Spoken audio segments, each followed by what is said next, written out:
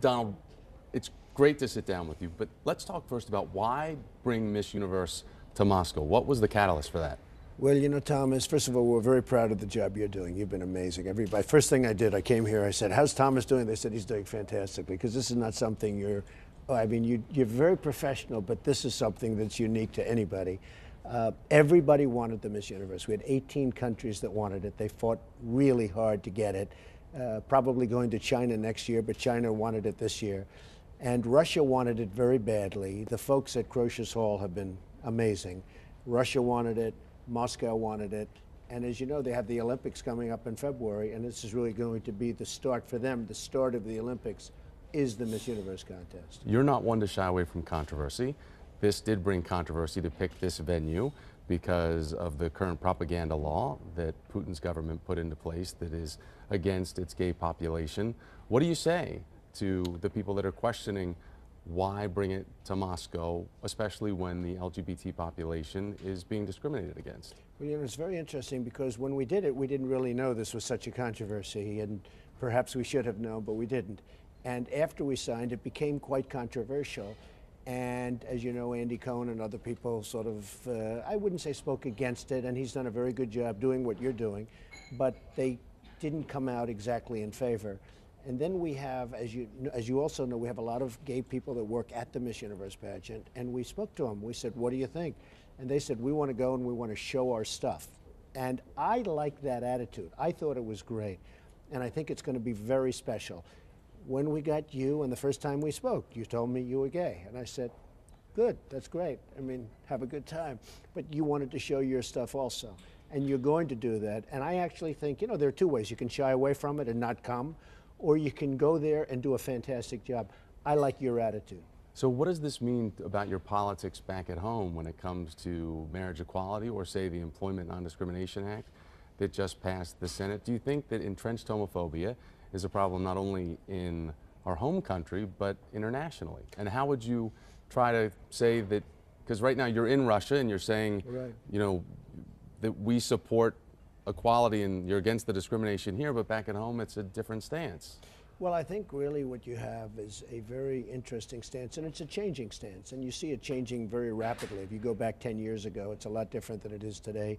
The president was against gay marriage, and now he's in favor of gay marriage, and you have many people changing. I think that it's an evolving process, Thomas, and it is evolving very quickly. Now, obviously, the United States is far ahead of Russia in terms of what you're talking about, but it is very much evolving, and I think probably evolving to the point where you're becoming a lot more comfortable with it.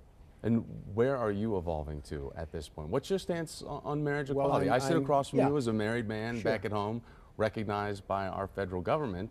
So what do you think of marriage equality and where your stance is, and if you are evolving? Well, I think I'm evolving, and I think I'm a very fair person, but I have been for traditional, as you know, for traditional marriage. And so when we're at that spectrum of evolving, Right. where would you put yourself from 1 to 10? So 10's fully evolved. You're President Obama. You've evolved. 10, well, I don't know if he's fully evolved. We'll see if he's fully evolved. But, you know, I'm sort of probably a little bit in the middle. I mean, you know, I am for traditional marriage. I'm for marriage between a man and a woman. And I've been that for, you know, that's the way. Can it change?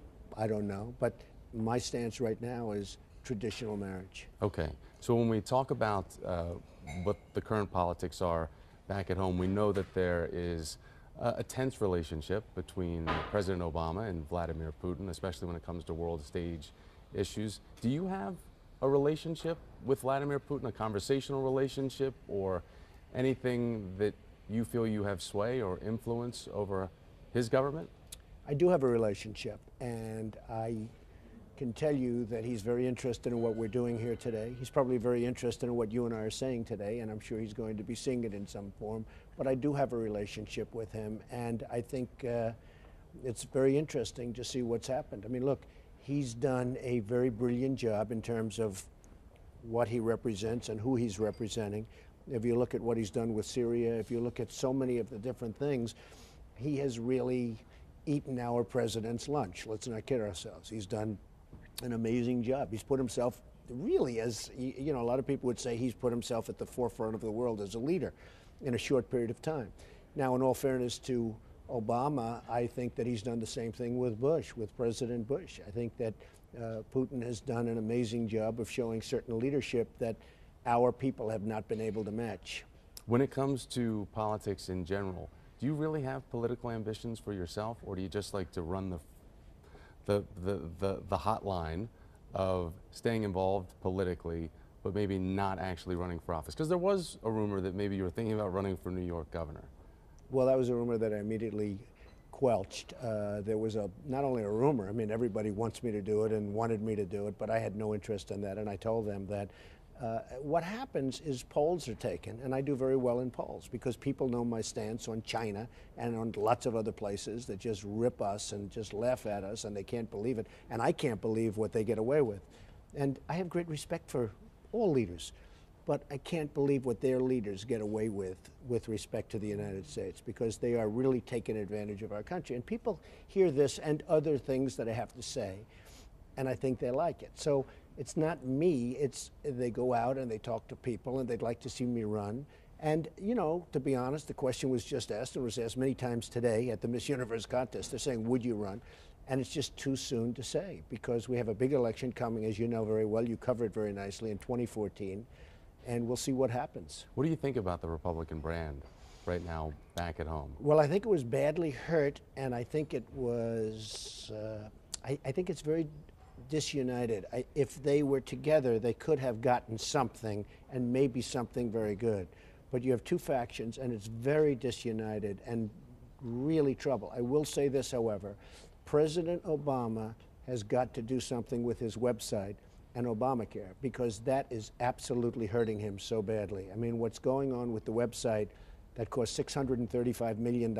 I have many, many websites all over. They're tremendous, whether it's Doral Hotel or the old post office or Trump Tower, they're great. I don't spend $635 million. I don't spend $1 million. I don't spend anything for websites.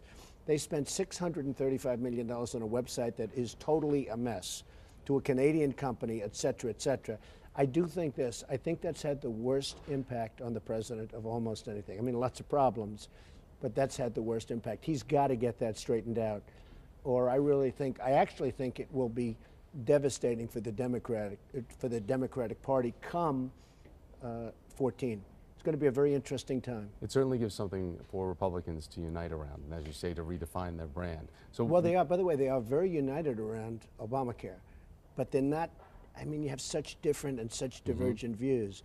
But I think if they don't get that fixed, if they don't get Obamacare going, and I'm not a fan of Obamacare, but if they don't get it going, that will be devastating for the Democrats. Last question, I'm getting the high sign. Do you have a favorite tonight? I'll tell you what, I've seen some of the most beautiful women I've ever seen. They are incredible. The group is incredible. I do have about 5 or 6 favorites, but I better not mention them to you or I'll be in big trouble, Thomas. All right. Thank you very much. Thank you very much. Great Great job. Thank you.